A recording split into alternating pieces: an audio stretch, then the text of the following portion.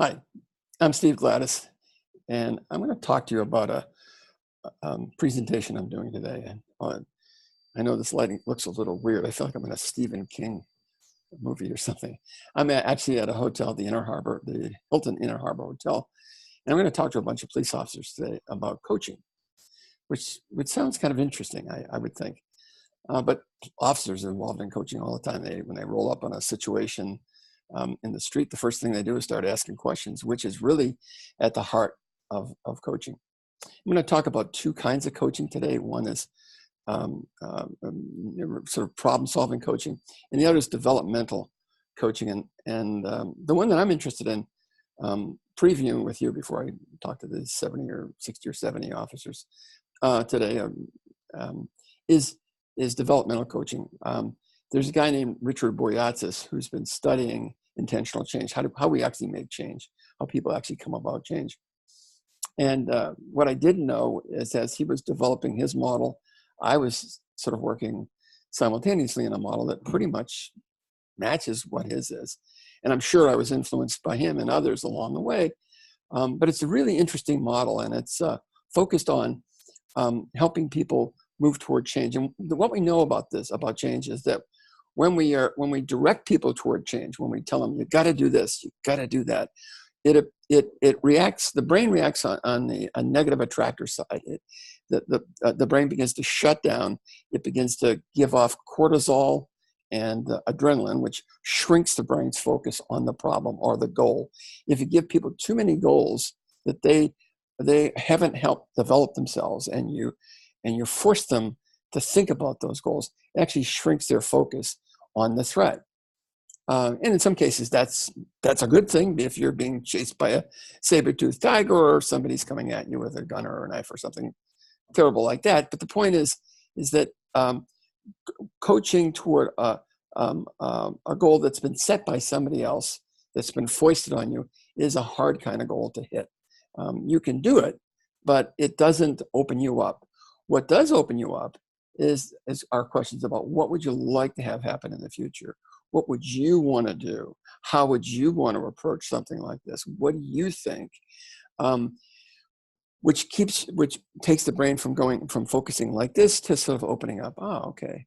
In fact, one of the most interesting questions you can ask somebody is this one. You'll think it's nutty, but it really isn't. When you think about what happens in your brain when you do this, is ask a person in terms of development, somebody who works for you, somebody who's under your tutelage, ask them this question. Where do you want to be in 10 to 15 years from now? What happens when you ask that question? The prefrontal cortex, this part of your brain up here, that it's called the executive center, which is always in control and always remaining tight. It's the thing that keeps you from leaping across the desk and grabbing somebody by the throat who happens to be your boss. Not that you would ever do that, but it keeps you in control. It's always in control. That's why at the end of the day, if you've ever been working real hard and on really cerebral tasks, you go home at night, you're exhausted because this part of the brain just says, I'm tired, I'm going to take a break. When you ask a question that seems like it's a frivolous question, where do you see yourself 10 to 15 years from now? The prefrontal cortex actually sort of stops working. It says, oh my God, here we go again with this other part of your brain. These guys want to screw around. So what I'm going to do is take a coffee break while they're doing this crazy stuff. I'll come back when they need me. And there's the thing actually happens is called hypoprefrontality, which is a big neuroscience word, which means that it just relaxes. The front of the brain just relaxes. That's all that means. While it relaxes, it relaxes. It allows the rest of the brain to be very, very creative. There's no cortisol given off. There's no adrenaline given off. And the more relaxed and open people are, the more they are able to actually sort of dream about where they want to go. And that's exactly what we want them to do, because when they start to see this future goal, the fact that they can actually see it triggers a process in the brain, kind of like your computer. Your computer's always running. You can't always see it, but when you go to the task control button, you can see all the tasks that are going on. There's a lot of them happening. Well, that's the way the brain works too. But when it's working unconsciously toward a dream goal further out, it starts to plot a path. It's funny because one guy I talked with many, many years ago, I used to be an FBI agent, which is why I'm talking to these police officers today. But when I was an officer, I said to this one guy, what do you want to do when you retire? And he said, I really would like to have a boat in the Keys of Florida and take people out fishing. Not what you would have picked this guy to do. You know what that guy's doing today? He's in the Florida Keys with a boat, taking people out fishing.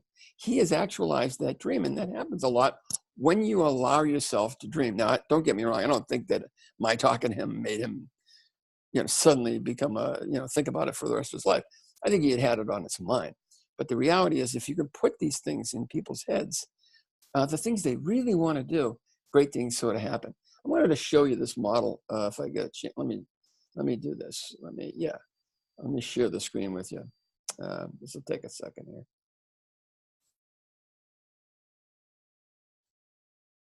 All right, where are we here? There we go. I'll share this thing. Okay, I hope you can see that. And this is basically the model that we teach these guys. We ask them to think about where they want to be in the future. Where do you want to be in 10 to 15 years? Sounds crazy, but it really does work. We get them to visualize where they'll be, who they'll be working with, what will they be doing, what will their day feel like, who else would they be working with, those kinds of questions. The second thing is, we ask them to sort of inventory where they are in their present state. Where are they now? What are they doing now? What are their key skills and so forth? And then we have them look at what's the gap, what's the difference between this and this is this. If you take this, lay it out, and you subtract this, or actually subtract it sort of, and you get what's called a gap, and you say this is what you're going to need to get from here to there. So this is the gap. So we ask them to sort of think about what kinds of things they will need to do to start on the path to becoming a sea captain, or becoming a happy retiree. It could be that simple, or start their own business, or do any one of 1,000 things. And then we ask them to put together a plan. What are some of the steps? What are some of the early steps you can take? Who might be able to help you? And then typically a coach will ask, or a supervisor acting like a coach will ask, what are you going to do? When are you going to do it by, and how will I know? Those are the steps of this process. I'm not trying to sell you my book, but we did a book called Leading Well that explains this pretty well. I just wanted to let you know, and it was on my mind this morning because I'm going to teach it to, as I say, 60 or 70 senior officers, because we want them to work with the folks that are coming to them. And by the way, if you're working with millennials right now, this model is a perfect model for management of millennial. This is the kind of model they take to. This is the kind of model they embrace. Whether you love them, whether you don't love them, it doesn't really matter. This is not only good for millennials, it's good for anybody. It's a perfect model for coaching people toward the positive attractor. And I apologize for my damn cursor going all over the place here. This is Steve Gladys. This is Leadership Moment. If you have any questions, shoot me an email and I'll be happy to help you. Thanks very much for listening, and have a great day.